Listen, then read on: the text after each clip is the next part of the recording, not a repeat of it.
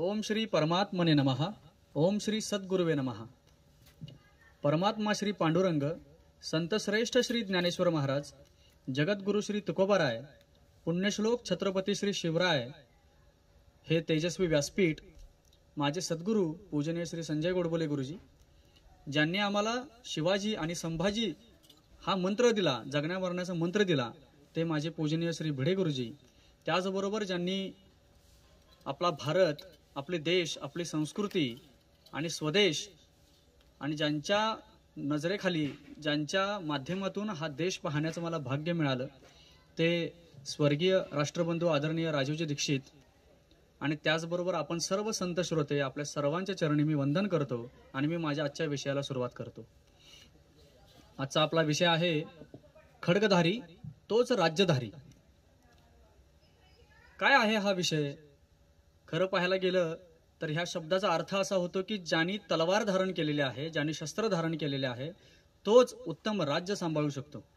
अजून ह्याच्या खोलात गेलो तर काय अर्थ निघेल की ज्याच्याकडे बळ आहे, ज्याच्याकडे सामर्थ्य आहे, ज्याच्या अंगी देश सांभाळण्याची कुवत आहे, तोच राज्य करू शकतो.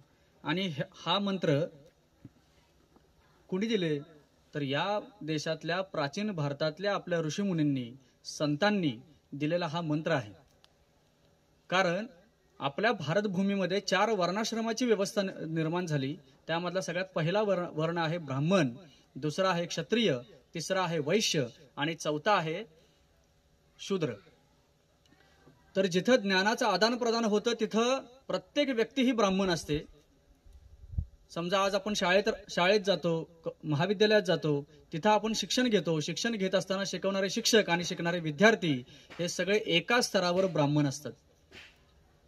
त्याच कॉलेजमधून, त्याच महाविद्यालयातून, त्याच शाळेतून बाहेर जाताना एखाद्या माई भगिनीवर अत्याचार होत असेल तर मी तिला वाचवण्यासाठी, त्या माई भगिनीचा जीव वाचवण्यासाठी, तिची आबरू वाचवण्यासाठी, त्या नराधमांना जी शिक्षा देईन, तिच्या वाचवण्यासाठी जो प्रतिकार करेन, तिथं आपण क्षत्रिय होतो.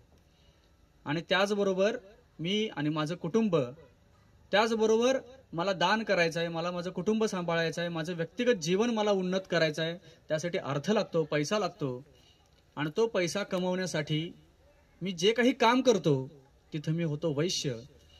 आणि उरलेलं अगदी घरापासून, कुटुंबापासून, समाजापासून, राष्ट्रापर्यंत सर्व स्तरावर जी म्हणून सेवेची कामं होतात तिथं आपण होतो शूद्र.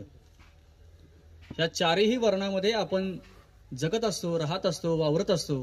त्यातला हा क्षत्रिय वर्ण, जो ह्या 3ही वर्णाचं रक्षण करण्याची जबाबदारी ह्या क्षत्रिय वर्णावर आहे, असा हा अतिशय महत्वपूर्ण असलेला वर्ण, त्याचं वर्णन करताना किंवा या शस्त्रांची आवश्यकता काय, हा देश टिकण्यासाठी याची क्षत्रिय म्हणून आपल्यावर जबाबदारी काय, हे सांगत असताना महर्षी वेदव्यास महाभारतामध्ये असं म्हणतात की शस्त्रेन रक्षते राष्ट्रे शास्त्रचिंता प्रवर्तते. जे राष्ट्र शस्त्रबळाने संरक्षित केलेलं असतं, ज्या राष्ट्राच्या सीमा शस्त्रबळाने सुरक्षित केलेल्या असतात, त्याच राष्ट्रामध्ये शास्त्र, त्याच राष्ट्रामध्ये ज्ञान, विज्ञान, कला, विद्या ह्या आनंदाने नांदू शकतात, राहू शकतात, त्याचं विकसन होऊ शकतं आणि तुमच्या माझ्या जीवनामध्ये त्याचा उपयोग होऊ शकतो. पण हे होण्यासाठी त्यांनी अट घातलेली आहे की हे राष्ट्र शस्त्रबळाने संरक्षित असलं पाहिजे. म्हणून आजही आपल्या देशाच्या सीमेवर नव्हे तर जगातल्या सर्व देशांच्या सीमेवर सशस्त्र सैनिक आहेत. आज ते सैनिक हातामध्ये बंदूक घेऊन आहेत, हातामध्ये शस्त्र घेऊन आहेत. म्हणून आपण सुरक्षितपणे इथं कुठलीही क्रिया करू शकतो, सुरक्षितपणे आपण आपला जीवन जगू शकतो, सुरक्षितपणे आपण आपल्या कुठल्याही कृती, कुठलंही कर्म, कुठलंही काम अतिशय निर्भेदपणे आपण आज पार पाडतोय. अशी कल्पना करा बरं की आपल्या सैनिकांनी 1 दिवसासाठी शस्त्र संन्यास केला. एका क्षणात आपल्या देशाच्या सीमा संकुचित होतील, एका क्षणात आपलं स्वातंत्र्य हिरावून घेतलं जाईल. आणि म्हणून महर्षी वेदव्यास असं म्हणतात की शस्त्रेन रक्षते राष्ट्र शास्त्रचिंता प्रवर्तते. आणि आज आपण ज्या 21व्या शतकाकडे वाटचाल करतो आहोत, त्या 21व्या शतकाकडे वाटचाल करत असताना सुद्धा आपल्या भूमीवर होणारे आक्रमण, आपल्या भूमीवर होणारी अतिक्रमण आणि आपल्या भूमीवर आज जो काय नंगानाच सुरू आहे, आपल्या भूमीवर दहशतवाद्यांनी जो काय उच्छाद मांडलेला आहे, याला एकच उत्तर आहे, ते म्हणजे आपल्या देशाचं स्वसामर्थ्य. आणि म्हणून आज सामर्थ्याची गरज आहे. समर्थ रामदास म्हणतात की प्रथम ते हरिकथा निरूपण, दुसरे ते राजकारण, तिसरे ते सावधपण सर्व विषयी.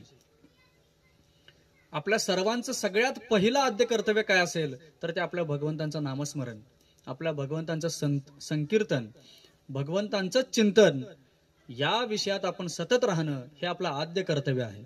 आणि म्हणून समर्थ असं म्हणतात की प्रथम ते हरिकथा निरूपण, भगवंतांची कथा गाणं, भगवंतांची स्तुती करणं, त्यांची पूजा अर्चा करणं, त्यांची भक्ती करणं आणि त्यांनी शिकवलेला जो मार्ग आहे, त्यांनी घालून दिलेला जो आदर्श आहे, त्या मार्गावरून चालणं हेच आपलं पहिलं आद्य कर्तव्य आहे.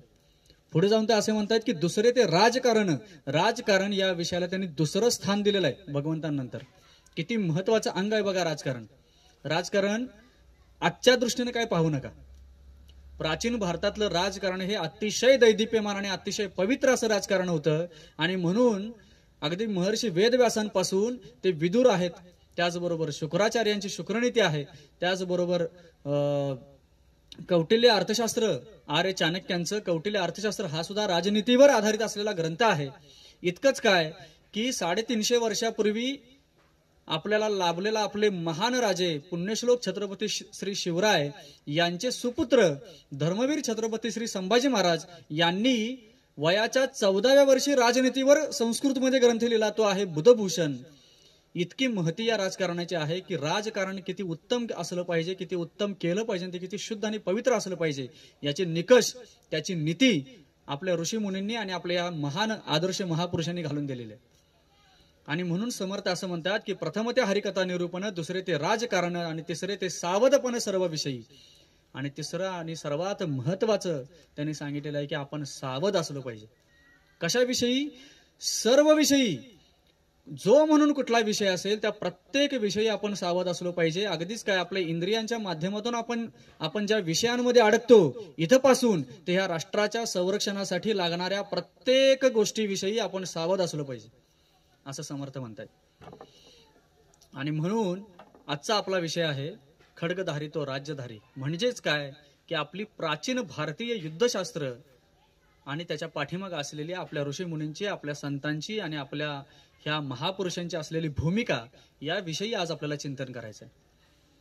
खरं तर आज मी अतिशय भाग्यवान समजतो स्वतःला की मध्य प्रदेश सारख्या या महाराष्ट्रापासून दूर असलेल्या, महाराष्ट्राच्या अगदी शेजारीही असलेल्या ह्या प्रांतामध्ये आज आपले मराठी भाषिक, मराठी नागरिक तिथं राहत आहेत. आणि त्यांनी सुरू केलेली आदरणीय संतोषजी गोडबोले, त्याचबरोबर आमच्या स्वातिताई गोडबोले, ज्या ह्या मध्य प्रदेश मधल्या जबलपूर ह्या शहरातल्या महापौर होऊन गेल्यात, यांनी मला ही संधी उपलब्ध करून दिली. आषाढी कार्तिकी वारी, आषाढी वारी महामंडळ, या महामंडळाच्या माध्यमातून आज मला ही बोलण्याची संधी प्राप्त होते आहे. आणि आज महाराष्ट्रासह मध्य प्रदेश आणि पूर्ण भारत देशामध्ये विखुरलेले आपले सगळे मराठी भाषिक यांच्यासाठी आज मला बोलायची ही संधी प्राप्त वारी महामंडळाने करून दिली. त्याबद्दल मी सर्वप्रथम आदरणीय संतोषजी गोडबोले यांचा अतिशय मनपूर्वक आभार मानतो. आणि आपण आजच्या आपल्या ह्या विषयाकडे आता वळूयात. खड्गधारी तो राज्यधारी. ज्याच्या अंगी बळ, असं म्हणतात की ज्याचा दांडा त्याचाच हांडा आणि बळी तो कानपिळी. स्वामी विवेकानंद असं म्हणतात, बळ हे जीवन आणि दुर्बलता म्हणजे मृत्यू होय. आपलं जीवन सुसह्य होण्यासाठी, आपल्याला आपलं जीवन उत्तमपणे जगण्यासाठी, आरोग्यदायी जगण्यासाठी आपल्या अंगी बळ असलं पाहिजे. आणि विवेकानंद असं म्हणतात, जर आपण दुर्बल असू तर दुर्बल असणं हे मृत्यू असण्यासारखं आहे, मृत्यू प्रमाण आहे. आणि म्हणून आपल्या अंगी बळ असलं पाहिजे. आणि म्हणून या भूमीमध्ये उत्तम व्यायामाची रचना निर्माण केली ऋषीमुनींनी. आज आपण जो विषय पाहणार आहोत भारतीय युद्धशास्त्र, ह्या भारतीय युद्धशास्त्राची सुरुवात कुठे केलेली आहे, कुठेपासून झालेली आहे, तर या विषयाकडे वळण्याआधी आपण भारत म्हणजे काय बघूयात. भारत हा अतिशय अति अति अति अति अति प्राचीन संस्कृती लाभलेला असा देश आहे. किती प्राचीन आहे, याला लाखो वर्षाची परंपरा आहे. ज्यावेळी पृथ्वीवर माणूस जन्माला आला त्यावेळेपासून भारत हा या भूमीवर आहे. आपल्या भारताला अनेक प्राचीन नाव आहेत. या भूमीला सर्वात प्राचीन नाव आहे अजनाब खंड. त्याच नंतर या भूमीला दुसरं नाव आहे जम्बूद्वीप. त्यानंतर या भूमीला आणखी एक नाव आहे आर्यावर्त. यानंतर या भूमीला आणखी एक नाव मिळालं ते म्हणजे भारतवर्ष. आणि याच भूमीला भारतवर्षापासून भारत हे नाव दीर्घकाल आजही चिरकालीन टिकलेलं असं नाव आहे भारत.